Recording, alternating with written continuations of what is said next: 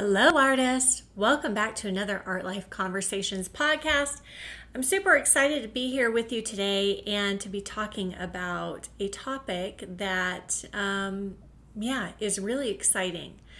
And the topic is on habits and why habits do not work, or why trying to form habits often does not work. Okay, so let's dive into talking about habits. I don't know about you guys, but there's been so many times in my life when I've decided I need to make some new habits. I need to form some new habits, and by gosh, tomorrow I'm going to start doing yoga every day, or I'm going to start meditating every day. Or I'm going to start finally, posting to social media every day or painting every day. And damn it, Jim, I'm going to stick with it this time, and it is going to be a new habit. Anyone ever been there? Lord knows I have. And then have you ever, got started and you've got started on a good foot, and maybe you've got a few days in, and then you fall off the wagon, right? And then it's kind of like, you go through this thing of like, oh gosh, I knew I wasn't going to be able to do that, or maybe beating yourself up, or maybe you keep then trying, but you still have not formed that new habit. Maybe it's 6 months later, a year later, 5 years later, and you're still every year going, I need to form that new habit. I need to form that new habit. Yet it never seems to work. Yeah, you know what I'm talking about? Maybe a few people are able to do that. I don't know. I'm not that person, okay? So, and you might be thinking, but Kelly, what are you talking about? Because you formed all these new habits, right? That have changed your life. You went from not being an artist to being an artist, to, painting regularly, to building your online art business. And you are right. But I did not do it by trying to set habits, by trying to kind of willpower myself into habits, okay? So I want to share with you, what tends to work better. And that is basically creating, for me, what really helped was to create a big goal. Okay, because a really big goal, really going after a big, challenging, scary goal, what happened is actually not forced me, but it empowered me to rewrite my story. It empowered me and enabled me to basically recreate my self-image. And that is, my friends, the only thing that is really going to stick, that's really going to enable you to make permanent, long-lasting change. So let me kind of dig into this a little bit more so that you understand. The thing of it is like, we are basically who we are right now, who you are right now in this moment, right, is basically the culmination of just a long history of downloads, right? A long history of downloads into our brain, into our nervous system, from the time that we were born, essentially. And many of us, don't have so good downloads, right? Like, many of us don't have really great self-images, or I know I didn't start off with that, okay? So I really had to recreate my own self-image. I had to rewrite my own story in order to do what I'm doing today, to be able to show up and to serve artists in a more powerful way, to be able to have the courage, to get on here and to talk to you like this, and to be honest and to be open and to be vulnerable, right? So I was not born I would say I do believe we all are born this way, okay? With this just, amazing heart, and everything's infinite and all possibilities, and we're not born with fear, I don't believe, but then we get programmed, that gets programmed into us, along with a number of other things that can get programmed into us, right? Because we're just like little sponges, especially as children. We're just like little sponges, and we're just taking in the world around us and all the messages that we are receiving, on a day-to-day basis. And I'm not even talking just verbal messages. I'm talking also visual messages, the home that you grew up in, the house you grew up in, the kind of relationship you witnessed your parents having, the kind of relationships that you had at school, the ostracism that you received, the bullying, that you went through, right?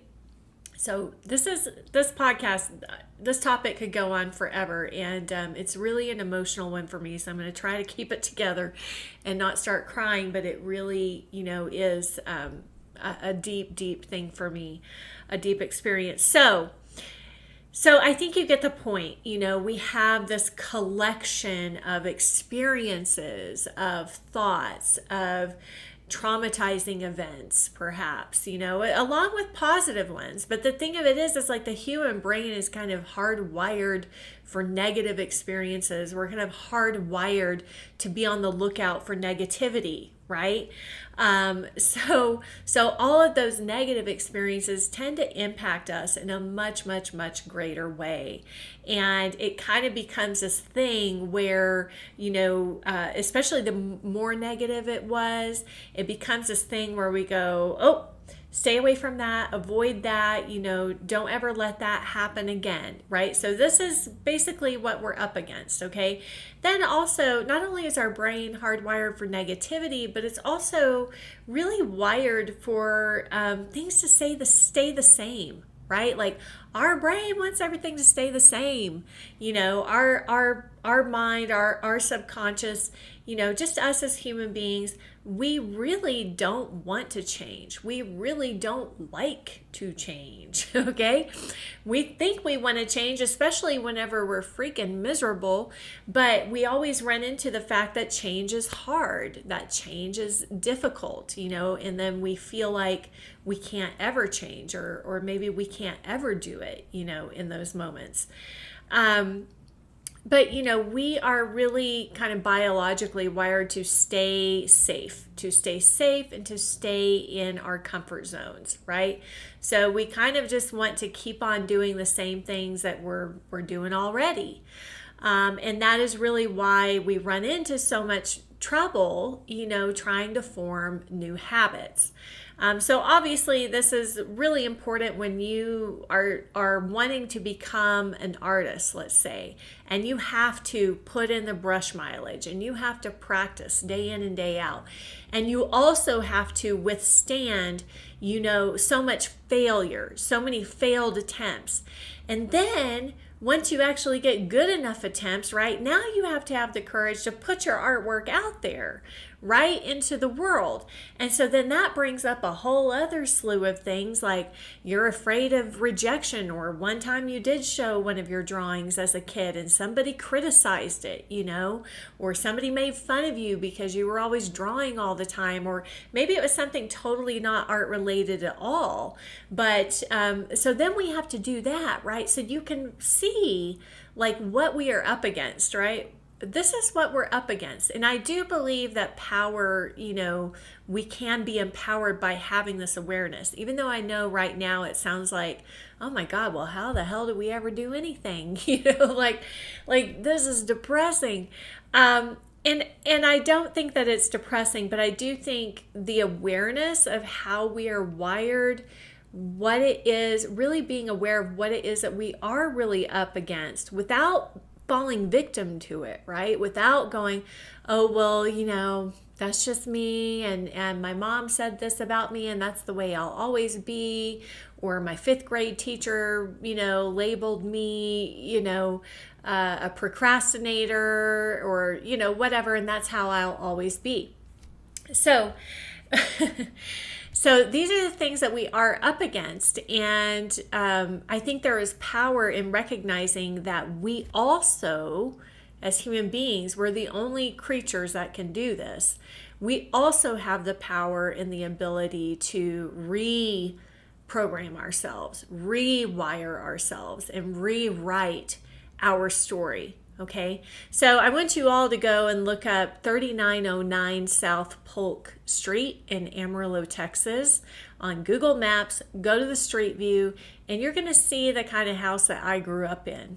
Okay, you're going to see that the little girl who grew up in this house, she should not be here doing this right now. She should not be teaching hundreds of artists online, coaching them, helping them expand, helping them to reach their goals and become a bigger, better version of themselves. The little girl that grew up in that house should not be doing any of that. The little girl that grew up in that house did not know that financial abundance was available to her.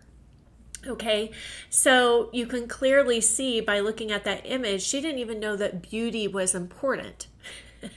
She didn't even know that abundance existed, you know.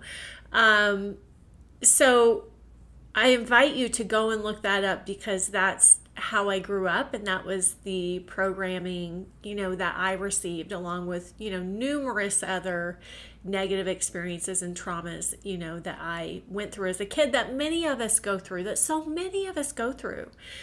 So I want to share with you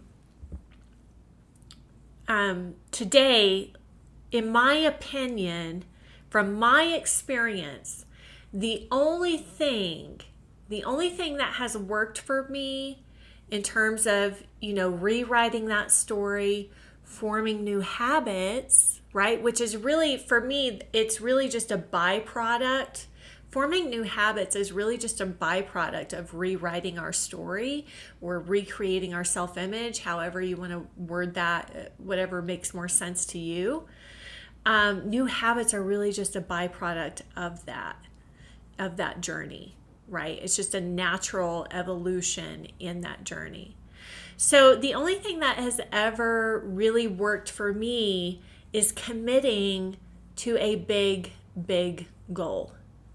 And notice I said the word commit because it's also easy to say, like, I'm going to set this goal, but as soon as I hit resistance, or as soon as I hit obstacles, as soon as I hit problems, then I'm going to, you know, now I'm not committed to the goal anymore. So the only thing that's really ever worked for me is finding a goal that really motivates me in such a great, great way. And I establish this vision around that goal. And I really go so deep into that goal, and I really imagine, you know, what is it going to be like? Who am I? Who do I have to be? Who do I have to become? What is just the next step towards that goal? What's the next thing I need to learn? What's the next thing I need to do? You know, but I really go to the end of achieving that goal. Because again, you can set goals, and I also think setting baby goals, even though I know that sometimes that gets promoted, but I think setting baby goals just isn't inspiring enough. It's not motivating enough. It does not change you enough. It doesn't change your life enough, right? So of course, for me, the first big goal that I set was just to graduate from art school, to become an artist, you know? And so the way that I committed to that at the time was, you know, I enrolled in art school for 4 years. Now, not everybody can do that. So you may have to find another way to commit to your big goal of becoming an artist, right? But then, you know, so I went to school, I became an artist, graduated from Lime Academy, and you know, then became the task of how do I pay my bills as an artist and live and feed myself and care for myself financially, you know, without having to get a job. Like, that was my non-negotiable at the time, was I will never work another job again as long as I live. I will not work another job. That was my non-negotiable. I had, you know, basically like the burn the boats thing. I am not going back to work a job. That is not what I went to art school for. I am 100% determined to make this work some way, some way, shape, or form. I'm going to make it work as an artist, right? And I will say, I did not have an exact definition of what that looked like. I did not have an exact vision of what that looked like, right? So I was also very open to, you know, it does not have to work a specific way or a particular way. I just want to be able to be an artist, make a living as an artist, and without having to get a job. So that was my next big goal, right? And so that's really what drove me to do the things I needed to do, to go to the studio every day and paint and create art so that I could try to sell the art, to have the courage to enter exhibitions, and submit my work to galleries at the time. All of that stuff is scary, right? And all of our inner past, traumas and rejections and all that stuff starts to fire, right? Whenever we are doing these scary, scary, scary things. They're really not scary, but because it's our past programming and all of the downloads that we've received throughout our whole life that make it feel like it's scary, right? So, anyways, so that was the next big goal. The first big goal was just becoming an artist, learning the skill set of making art, getting that bachelor's degree, which was a big goal for me and was important to me at the time. Now, not so important. And even once I got the bachelor's degree and all of the instructors were trying to convince me to get a master's degree, that just really wasn't important to me. I didn't want to stay in school forever. I didn't want to go further in debt, to get a master's degree. So you will have to find out like your path, what is it? What goal really speaks to you? What's really important to you? What would like phenomenally change your life? Make your life so juicy, so exciting, just so expansive. Like you feel like you could do anything. You feel like you could conquer anything, right? Like that is the kind of feeling and the kind of energy that you want to have whenever you set a big goal. And yes, it should scare you, right? Like you should feel some fear around it because you've never, and you will, because it's just like the natural process of the body and the mind is to feel fear around stuff that we've never done before. Okay. And that's why I feel like baby steps, and trying to form new habits. I'm going to willpower myself into that. Tomorrow I'm going to get up and do 10 push-ups, Usually people who are able to do that, they're doing actually what I'm explaining here, and that is they actually have created a future vision of themselves with that six-pack and being ripped and whatever else they want. I don't know. I'm not a very physical person. But usually they have created a really big end goal like that for themselves. It could even be like, there's someone of the opposite sex that they want to attract, and so they're working on their body or, whatever the reason may be, right? So they might think that they're just everyday willpowering their way through that. But really what it is for people who have been successful in that is that they have done, what I'm explaining here. They've set a big, hairy, and scary goal for themselves to achieve, right? Okay.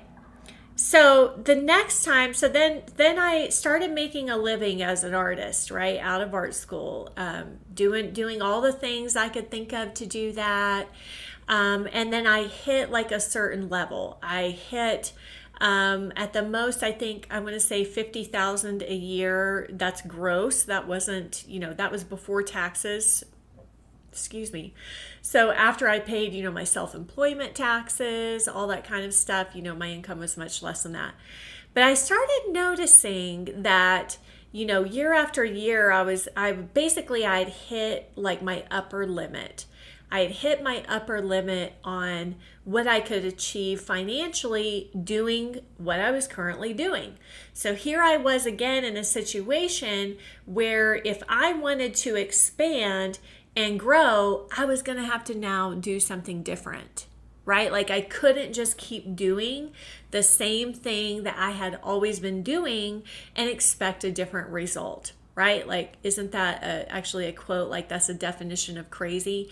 And I would say it's a definition of torture. So when you can't accept something, but yet you are unwilling to change it, to do anything to change yourself, to change it, then that is mental torture, because then you're just spinning. You can't accept it the way it is. I couldn't, let's say, for example, if I couldn't accept the fact that I could only make $50,000 a year as an artist, but yet I was unwilling to try anything else, to learn anything new, to attempt anything new, guess what? Now you're in misery, baby. And it reminds me of that serenity. What is that? The serenity prayer about, grant me, oh gosh, I can't remember it, but you guys know what I'm talking about. It reminds me of that. And I see this all the time. I see this all the time with friends, family, artists, in myself. I've seen it, over the years. Again, like I have been working on this for the last, oh gosh, since 2007, right? So for like the last 14 years, I have been working on this. So, and what I see, prior to me starting on this journey of setting big goals and big visions for myself, what I was doing and what I see so many other people doing is like basically they get miserable because they say like, I want everything to change, but I don't want to change. I don't want to change anything about me and about my life. And yes, that is miserable, to be in that place of really wanting things to change, but not being willing to do anything to change it. And I really do think that the key and the secret is getting to a place where you can create a bigger future vision for yourself, a new self-image, let's say a new vision, a new big goal, and really committing to that to get out of that stuck place where you feel like you desperately want things to change, but you feel powerless to change any of it, right? And that is not true, my friends. You are 100% all powerful to change it for yourselves, okay? It's just a matter of making the choice, making that commitment to that big goal. And this is really, for me, the honest truth is like the bigger the goal, the better,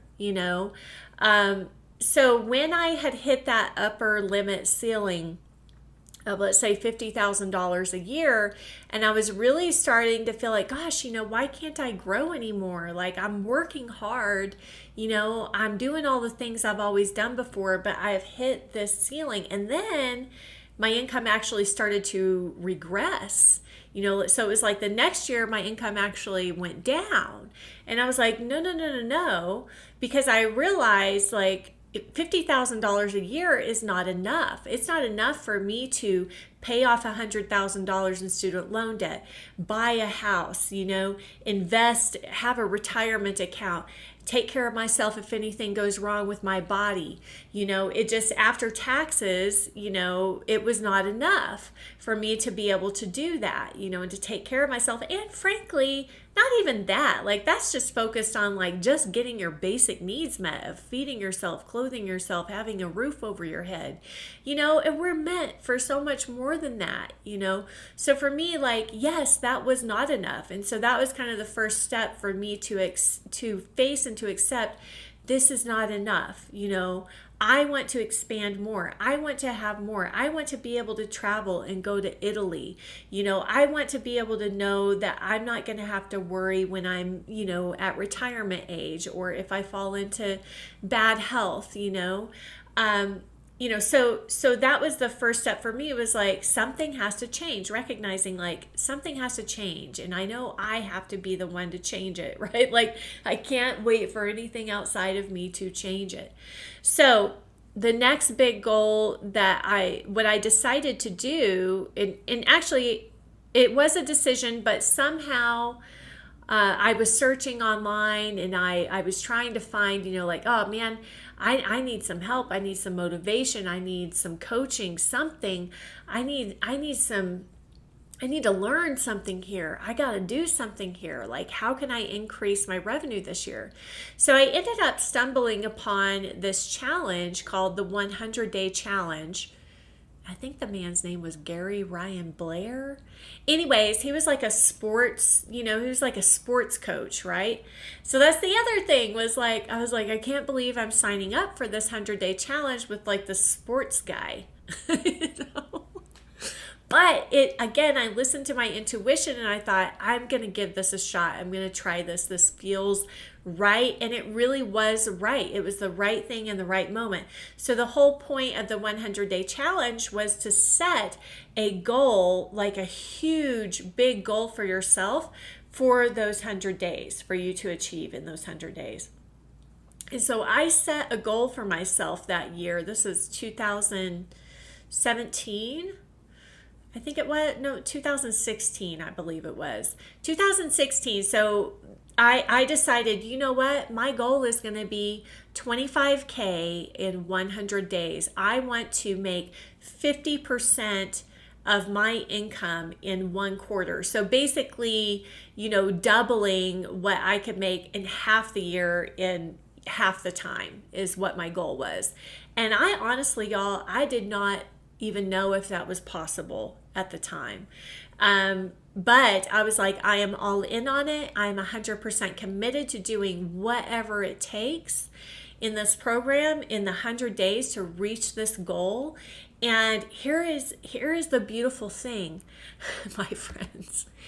It happened. Now, I will tell you the end result was like 23,500 something. I just barely missed that 25K by like, $1,000 or $2,000. But to me, it was still like such an astronomical success. And here's how it helped to rewrite my story. Doing that, going through that experience, getting that result, it rewrote my story in a way that it showed me that I'm so much more capable of doing so much more, and that there's so many more possibilities and opportunities out there for me if only I ask, if only I question, if only I try, if only I look for it, right? But daily goals was not gonna cut it. Getting up and saying, well, I'm going to paint in the studio again today, every day. Doing daily goals was not going to cut it. It was the goal. It was having a huge goal and really just going all in on that goal. And then every day, going, okay, what do I need to do next? What can I do to hit that goal? What can I do to hit that goal? So all of the actions I was taking was just in service of trying to hit that goal. And the magic is not necessarily in hitting the goal, okay? That's kind of, I think, where we all get a little bit confused or go, oh, but I'm not an overachiever, and, I'm not into achieving things, and I'm not into money, and I'm not into winning awards, or whatever. That's all past programming stuff, right? That's all messages you receive growing up or from your community, from your current community, your current friend group, your current peer group, your current neighborhood and society, right? Like that's all just messages, okay? But the beauty of it is not in the actual achieving of the goal or the thing or the amount. The beauty of it is that you get to become the highest version of yourself in pursuit of that thing. You get to show yourself how powerful you really are. You get to show yourself how creative you really are, how intelligent you really are, how dedicated and strong and courageous you really can be. Okay, and this is what begins to rewire this organ on top of our neck up here. It begins to train the brain and teach your brain that, if it listens to you, if it does what you tell it to do, it's going to be so happy. It's actually the opposite of what it's afraid is going to happen. It's not going to be hurt. It's not going to be harmed. It's not going to be the end of the world. We're actually going to make ourselves so much happier, so much more fulfilled, so much more of a huge contributor to our peer groups, to our families, to our neighborhoods, to our society, and that's the other thing is like really looking at, if I were able to achieve this goal, who all could I help? Especially if you're a contributor like me, you're somebody that, and most people really do want to make a positive contribution to the world around them, even if they feel like that,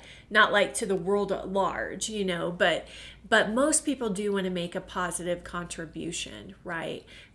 In how they're living their life. So that's the other, another piece of that is really piling on all of the goodness, all of the good things, and that will help you override any of that negative past programming of, oh, well, aren't you selfish, or you're just all about the money, aren't you? Or, any of that negative bullshit that might come up in your head, right? So what you want to really look at is like, how much more of a contributor and how much more of service would you be able to be if you were able to achieve this goal, right? Okay, my friends, I am way over time today on this topic. Obviously, it's one that we could just talk about for a lot, or I could anyway. But I really hope that this has been helpful to you, insightful to you, especially if you've been trying to set like baby goals or trying to just form new habits as a way of like making yourself change. I'm just here to tell you like that never worked for me. And so I'm going to encourage you to set a huge goal. Figure out what that goal is. Figure out the time container for it. If you want to, you can actually still go sign up for that 100-day challenge if you want to. He still runs it. But definitely set a time container for yourself. That's another key piece. Obviously with art school, that was a long, 4-year container, but I was so financially committed, there was no backing out, right? So you have to find ways to make sure that you do stay committed to your goal. And I do recommend, shorter chunks of time, like 100 days I thought was great, or 90 days is also great. Sometimes when we go longer than that, like a year, definitely 4 years, 5 years, we can just lose momentum, towards that goal because it just feels too far away. Okay, my friends, I hope this has been helpful to you. See you soon, and wishing you all happy painting until next time.